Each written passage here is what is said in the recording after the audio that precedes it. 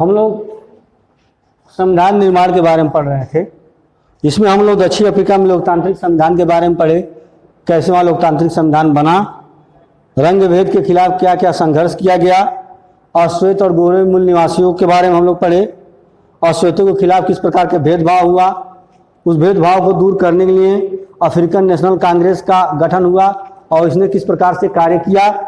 उसके बाद हमने लोग पढ़ा दक्षिण अफ्रीका में नस्लीय आधार पर समानता को कैसे मिली, किस आधार पर नस्लीय आधार पर समानता मिली।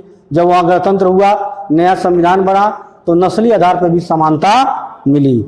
संविधान की आवश्यकता हम लोग पढ़ चुके, और सभी के लिए मूलभूत जो नियम संविधान में दिए गए हैं, किसको किस प्रकार से पालन करना है, राज्य को किस प्रकार से पालन करना है, नागरिक को किस प्रकार से पालन करना है, और सरकार को किस प्रकार से पालन करना है, और किसकी क्या लायबिलिटी है और क्या अधिकार है, इन सारी चीजों को पढ़ चुके हैं हम लोग। अब हमें पढ़ना है भारतीय संविधान का निर्माण, यानी भारतीय संविधान का निर्माण किस प्रकार से हुआ, क्या प्रक्रिया थी, कब से आवाज उठाई गई कि भारत में अपना भारतीय संविधान होना चाहिए, और संविधान कैसा होना चाहिए, भारतीयों के द्वारा बनाया गया होना चाहिए, और ये कब से मांग की गई और इसकी क्या प्रक्रिया थी, इसी के बारे में हमें अध्ययन करना है। आखिर कैसे संविधान बना, किन किन स्तरों से गुजर करके, उसी के बारे में हमें अध्ययन करना है। तो पहला टॉपिक है भारतीय संविधान का निर्माण। देखिए, दक्षिण अफ्रीका की तरह दक्षिण अफ्रीका में भी स्वतंत्रता के लिए संग्राम हुआ, आंदोलन हुआ, नहीं हुआ। वहां के लोग, गोरे लोग से क्या, गोरे लोग वहां, गोरे लोग का अधिकार तक नहीं था, वह भी एक परतंत्र देश था, स्वतंत्र नहीं था, वहां भी अंग्रेजों का शासन था। लेकिन वहां के लोगों ने क्या किया, आंदोलन किया। नेल्सन मंडेला जैसे लोग 28 साल जेल में रहे, और जेल में रहने के बाद वहां क्या हुई, आजादी आई। आजादी होने के बाद गणतंत्र हुआ, गणतंत्र होने के बाद संविधान लागू हुआ। उसी प्रकार भारत में भी ब्रिटिश शासन व्यवस्था थी, ठीक नहीं थी। यानी ब्रिटिश शासन कितने वर्षों तक शासन किए, 200 वर्षों तक। कितने वर्षों तक, यानी 200 वर्षों तक ब्रिटेन का गुलाम रहा, इंग्लैंड का गुलाम रहा भारत। और गुलामी के अंतर्गत रहते हुए लोगों के अंदर देश प्रेम की, राष्ट्र भाव उत्पन्न हुई, और उत्पन्न होने के बाद, राष्ट्र प्रेम उत्पन्न होने के बाद छिटपुट आंदोलन होना प्रारंभ हो गया। और आंदोलन प्रारंभ होने के उपरांत जब लगा कि लोगों को अंग्रेज अब यहाँ से चले जाएंगे, अब हमारा अधिकार होगा, तो उन्होंने अंग्रेजों के सामने भारतीय संविधान का प्रस्ताव, भारतीय संविधान बनाने का प्रस्ताव रखा कि भारतीय संविधान बनाने के लिए भारतीय संविधान सभा होनी चाहिए। तो देखिए, दक्षिण अफ्रीका की तरह भारत का भी संविधान बहुत कठिन परिस्थितियों के मध्य बना, बीच में बना, इतनी आसानी से नहीं बना। अंग्रेजों ने इतनी आसानी से इस बात को नहीं माना। कई बार यहाँ के जो राजनीतिज्ञ थे, जो नेता थे, जो नेतृत्व करता थे, अंग्रेजों के पास, कांग्रेस में इन्होंने अपने बात को रखा, अंग्रेजों के पास, अंग्रेज सत्ताधारियों के पास, लेकिन अंग्रेजों ने इस बात पर ध्यान नहीं दिया। बहुत संघर्षों के बाद यहाँ व्यवस्था बनी। तो देखिए, भारत जैसे विशाल और विविधता वाले देश, भारत जैसे विशाल और विविधता वाले देश, विविधता का मतलब क्या है, यहाँ भिन्नता पाई जाती है, चाहे वो किसी भी रूप में भी हो, चाहे वो भौगोलिक बनावट के रूप में हो, चाहे संस्कृति के रूप में हो, चाहे संप्रदाय के रूप में हो, यहाँ अनेक प्रकार की विभिन्नताएं पाई जाती हैं। एक जैसा यहाँ भौगोलिक बनावट नहीं है, कहीं समतल मैदान है, कहीं पठारी है, कहीं पर्वत है, कहीं समुद्र है, तो कहीं कुछ है नहीं है। एक जैसे धर्म नहीं है यहाँ, हिंदू, मुस्लिम, बौद्ध, सिख, ईसाई, बहुत सारे धर्म हैं यहाँ। एक जैसे खान पान भी नहीं है। उत्तर भारत में दाल चावल सब्जी रोटी, अभी चले गए दक्षिण भारत में तमिलनाडु वगैरह इडली डोसा सांभर, कहीं वड़ा पाव, तो कहीं लिट्टी चोखा। एक जैसे भोजन भी नहीं है, विविधता है। एक जैसी भाषाएं भी नहीं हैं, बहुत सारी भाषाएं भारत में बोली जाती हैं। एक जैसे वस्त्र पहनावे भी नहीं हैं। इतनी विविधता होते हुए भी, इतने विशाल देश में, इतनी विविधता वाले देश में संविधान बनना आसान नहीं था। एक आदमी दूसरे आदमी भाषा नहीं समझ रहा है, एक आदमी दूसरे आदमी खाना नहीं पसंद कर रहा है। ऐसे विविधता वाले देश में एक संविधान बनाना कठिन बात है कि नहीं है, है कि नहीं है, बनना कठिन बात है कि नहीं है। एक मत के, एक संप्रदाय के, एक धर्म के लोग नहीं थे। ऐसे विशाल देश में संविधान बनना एक कठिन बात थी। लेकिन देखिए, अंग्रेजों ने देशी रियासतों के शासकों को यह आजादी दी। भारत पहले रियासतों में बटा था, छोटे छोटे राज्यों में रियासतों में बटा था। हर रियासतों के एक जमींदार और राजा हुआ करते थे, सामंत हुआ करते थे। इतने बड़े बड़े राज्य 29 नहीं थे, छोटे छोटे रियासतों में बटे हुए थे। भारत खंड खंड में बटा हुआ था। देखिए, तो अंग्रेजों ने देशी रियासतों के शासक, जो देशी रियासत के शासक थे, राजा थे, जमींदार थे, शासकों को यह आजादी दी कि वे भारत या पाकिस्तान जिसमें इच्छा अपनी रियासत का विलय कर दें। जब भारत आजाद हुआ, जब 1947 में देश आजाद हुआ, उसके पहले से ही जब अंग्रेज जाने लगे तो अंग्रेजों ने कहा कि आप स्वतंत्र हैं। किसको कहा? जो देशी रियासतें थी छोटी छोटी, वह कहा, अंग्रेजों ने कहा आप स्वतंत्र हैं, आप किसी भी पाकिस्तान में या भारत में अपने आप को विलय कर सकते हैं। ये विलय मतलब क्या है? उसमें जाकर के मिल सकते हैं। आप पाकिस्तान में मिलना चाहते हैं पाकिस्तान में मिल सकते हैं, भारत में मिलना चाहते हैं तो भारत में। ये आपको क्या है? स्वतंत्रता प्रदान की जा रही है। किसने कहा? अंग्रेजों ने। लेकिन संविधान निर्माताओं को देश के वर्तमान और भविष्य की चिंता थी। जो संविधान निर्माता थे उनको देश की वर्तमान और भविष्य की चिंता थी कि वर्तमान कैसा और भविष्य कैसा। देशी रियासतों को देखिए, एक रियासत नहीं मिल पाई थी।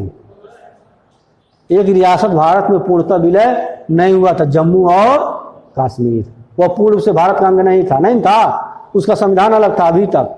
तो मोदी जी ने समाहित कर दिया इसमें, धारा 370 हटा करके। वहां तिरंगा नहीं फहराते थे लोग, वहां का संविधान, भारतीय संविधान को लोग नहीं मानते थे, हालांकि सारे नियम कानून भारत के चलते थे। धारा 370 में वह यह था, इच्छा पर निर्भर था कि आप कहीं भी यूज कर सकते हैं, सब अपने आप को विलय। तो यह किसी में विलय नहीं किया। भारत में क्या किया? शर्त समर्थन विलय किया, इसलिए वो भारत का पूर्ण अंग नहीं था, पूर्ण अंग माना गया है। देखिए, अब संविधान निर्माण का रास्ता, संविधान निर्माण का रास्ता, यानी संविधान निर्माण के क्या रास्ता अपनाया गया, कैसे संविधान निर्माण किया गया। देखिए, भारतीय संविधान बनाने की सहमति, यानी भारतीय संविधान बनाया जाए, इस पे विचार विमर्श और सहमति स्वतंत्रता संग्राम के समय विकसित हुई।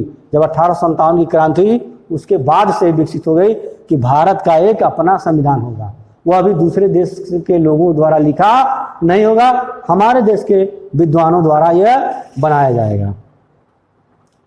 भारत में आजादी की लड़ाई के दौरान ही लोकतंत्र सहित बुनियादी विषयों पर राष्ट्रीय सहमति बनाने का कार्य हो चुका था। जब स्वतंत्रता संग्राम चल रहा था, आजादी की लड़ाई चल रही थी, उस समय भारत के जितने भी अग्रणी नेता थे, चाहे पंडित जवाहरलाल नेहरू, लाल बहादुर शास्त्री, गांधी, जितने भी नेता थे, वह लोग कुछ बुनियादी विषयों पर, जैसे कि भारत में लोकतंत्र होगा, राजतंत्र नहीं होगा, यहाँ कोई राजा नहीं होगा, यहाँ नागरिक को अधिकार दिया जाएगा, राज्य को अधिकार दिया जाएगा, सरकार को अधिकार दिया जाएगा, सबके कर्तव्य निश्चित किए जाएंगे। इन सारी बुनियादी बातों पर स्वतंत्रता संग्राम के समय ही इधर लड़ाई भी चल रही थी और इधर चर्चा भी चल रहा था, सहमति बन गई कि अगर हम आजाद होते हैं तो इस प्रकार के संविधान हम बनाएंगे। अब देखिए, इस सभी कार्यों एवं विचारों में भारतीय संविधान के गठन के महत्वपूर्ण, इन सभी कार्यों एवं विचारों ने, जो कार्य और विचार लोगों ने बनाया भारतीय संविधान के निर्माण में या गठन में, ये विचार, ये सिद्धांत महत्वपूर्ण भूमिका निभाए। अब हो गया आपका संविधान का पूर्ण निर्माण रास्ता। अब तीसरा बिंदु है महत्वपूर्ण विषयों पर चर्चा। अब वो महत्वपूर्ण विषय क्या है, यानी संविधान निर्माण के समय कौन कौन से महत्वपूर्ण विषय हैं, उन विषयों पर किस प्रकार चर्चा किया जाए, उन सारी विषयों पर विचार विमर्श करने के लिए देखिए क्या है महत्वपूर्ण विषयों पर चर्चा किस प्रकार हुआ। वर्ष 1928 में, वर्ष 1928 में स्वतंत्रता संग्राम प्रगति पे था। स्वतंत्रता संग्राम 1857 प्रारंभ हुआ था और 1928 की बात है। 1928 में मोतीलाल नेहरू, यानी पंडित जवाहरलाल नेहरू प्रथम प्रधानमंत्री के पिताजी थे, पंडित मोतीलाल नेहरू, और कांग्रेस के 8 अन्य नेताओं ने, कांग्रेस एक संस्था थी, उसके 8, उसमें भारतीय भी नेता थे, कुछ अंग्रेज भी थे, उसमें 8 नेताओं ने, यानी मोतीलाल नेहरू के साथ और कांग्रेस के 8 नेताओं ने भारत का एक संविधान लिखा, एक भारत का संविधान लिखा। वर्ष 1931 में कराची में हुए भारतीय राष्ट्रीय कांग्रेस का अधिवेशन हुआ। 1931 में जो भारतीय राष्ट्रीय नाम की एक संस्था थी, पार्टी थी, उसका कराची शहर जो आज पाकिस्तान में है, वहां एक अधिवेशन, पहले पाकिस्तान में था, पर भारत में था, वो तो आजाद होने के बाद बंटवारा हुआ, तो वहां एक अधिवेशन हुआ, बैठक हुआ, किसका? भारतीय राष्ट्रीय कांग्रेस का, सन 1931 में। अधिवेशन में एक प्रस्ताव में यह रूपरेखा रखी गई कि आजाद भारत का एक संविधान कैसा होगा। इन दोनों ही दस्तावेजों में स्वतंत्र भारत की संविधान का सार्वभौमिक, वयस्क मताधिकार, स्वतंत्रता एवं समानता का अधिकार, अल्पसंख्यकों के अधिकारों की रक्षा का वर्णन किया गया। जो संविधान बनाया गया, जो विचार हुआ, उसमें यह रखा गया कि सार्वभौम वयस्क मताधिकार दिया जाए। सार्वभौम वयस्क मताधिकार यानी जो वयस्क लोग हैं, उसमें वयस्कता की आयु 21 वर्ष थी, उसमें वयस्कता की आयु कितनी थी? 21 वर्ष। 1992-91 में इसको घटा करके कितना किया गया? 18 वर्ष। पहले 21 वर्ष था, पहले 21 वर्ष के लोग वोट देते थे। तो जो वयस्क हैं उनको सार्वभौम वयस्क मताधिकार दिया जाए। उनको अधिकार दिया जाए, किसको? सरकार बनाने के लिए वोट डालने का, मत देने का अधिकार दिया जाए। उसके बाद स्वतंत्रता एवं समानता का अधिकार दिया जाए। व्यक्ति स्वतंत्र हो, उसे स्वतंत्रता का भी अधिकार दिया जाए और समानता का, इक्वलिटी का भी अधिकार दिया जाए। Right of to freedom and equality, स्वतंत्रता और समानता का अधिकार उनको दिया जाए। किसमें? संविधान में। और अल्पसंख्यकों को भी अधिकार दिए जाए। जो अल्पसंख्यक हैं, अल्पसंख्यक मतलब क्या? जिनकी संख्या कम हो।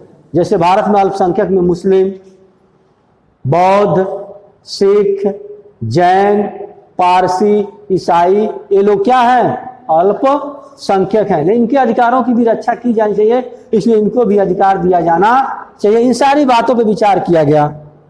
उसके बाद देखिए, इस प्रकार संविधान की रचना करने के लिए बैठने से पहले कुछ बुनियादी मूल्यों पर नेताओं ने सहमति बना चुके थे। यानी संविधान सभा के गठन के पहले ही इन सारी चीजों पर विचार विमर्श हो चुका था।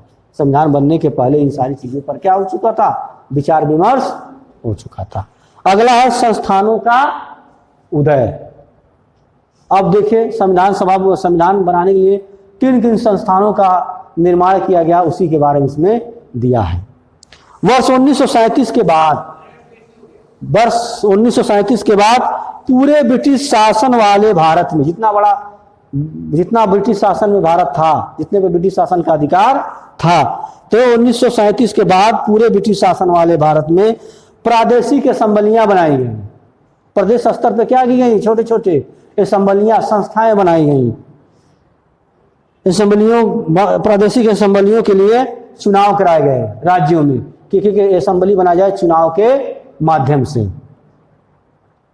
परंतु इन चुनावों के द्वारा बनी सरकारें पूरी तरह लोकतांत्रिक नहीं थी। भारतीय संविधान में कई संस्थाओं एवं व्यवस्थाओं को पुरानी व्यवस्था की तरह ही अपना लिया गया। कुछ असेंबलियों को चुना गया, लेकिन वो पूर्णतः लोकतांत्रिक नहीं थी। कुछ पुरानी संस्थाएं थी, उनको भी क्या कर दिया गया? अपने साथ ले लिया गया। उसमें कोई सुधार नहीं किया गया। वर्ष 1935 के शासन द्वारा, वर्ष 1935 के शासन अधिनियम, सन 1935 के जो शासन अधिनियम बनाए गए थे, नियम कानून बनाए गए थे, अधिनियम से कुछ अवधारणाएं, कुछ सिद्धांत भारतीय संविधान में ली गई। जब भारतीय संविधान का निर्माण किया गया तो कई, जैसे मान लीजिए आयरलैंड से निषेध तत्व लिए गए, मौलिक अधिकार कहाँ से लिए गए? अमेरिका से लिए गए। संसदात्मक शासन व्यवस्था कहाँ से लिया गया? इंग्लैंड के संविधान से लिया गया। उसी प्रकार सन 1935 के शासन अधिनियम बनाए गए थे भारत में, उनमें से भी कुछ कानून को भारतीय संविधान में रखा गया। आजादी के बाद भारत के स्वरूप को लेकर के वर्षों पहले हुए चिंतन और बहस ने अत्यधिक लाभ पहुंचाया। करा है कि आजादी के बाद भारत का क्या स्वरूप रहेगा, किस प्रकार का भारत हम बनाएंगे, उस पर बहुत सारी चर्चाएं हुई।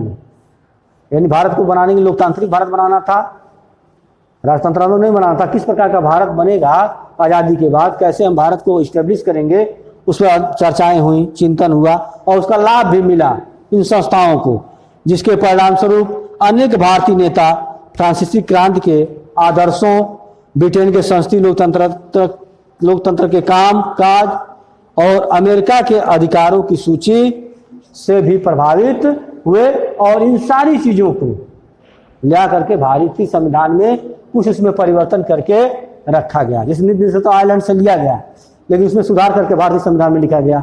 मौलिक अधिकार को लिया गया अमेरिका से, लेकिन इसमें सुधार करके लिखा गया। ठीक, तो इन सारी चीजों को इसमें क्या किया गया, भारतीय संविधान में समाहित किया गया। अब अगला है संविधान सभा। अब हम इसको हम लोग कल पढ़ेंगे।